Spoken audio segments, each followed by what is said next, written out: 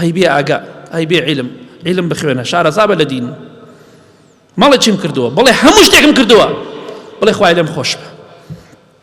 ئەوەی کەم ڕۆ باسمان کرد ئەوەیە ئینشاءڵڵا با بەردەوام بڵین ئەستەغفیرڵڵا، خوای لێمان خۆش بە، بەردەوام تەوبە بکەین، ئینشاءڵڵا خوای گەورەش غەزەبمان لێ ناگرێ، ڕەحم و میهرەبانی خۆی دەڕژێنێ بەسەرمانتە.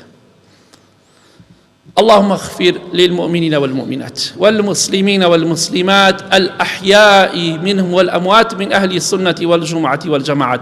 يا ربي خواه الشفاء نخوش كان من بدي بتايبتي أواني داو دعاء خيريان كدو. يا ربي خواه لقناها كان من خوش به، خواه يعني ما قناه تاوان من زورت خواه تولي من خوش به يا رب العالمين. خواه يعني لقل بيغمران وشهيدان وبيهوشا كان حشر من كضل من خاوين كرا ولا تشلكي قناه تاوان ئەوانەی کێشە و مشکیلانێ خۆی بۆیان حەلکە، ئەوانەی ئازاریانێ خۆی شیفایان بدە، ئەوانەی قەرزارن خۆیە قەرزاریان بۆ دەبرکە، خۆیان ئەوانەی دڵیان زەعیفە و ئیمانیان زەعیفە خۆی دڵیان بەهێزکە و ئیمانیان بەهێزکە، خۆیان ئاخرمان بەخێر بگێڕە، خێر و بەرەکەت و ڕەحمەت و بارانی خۆت بڕژێنە بەسەرمانە، لە شەڕ و بەڵاو ناخۆشی بە دوورمان کە. آمين آمين آمين، وصلى الله على محمد وآله وصحبه أجمعين.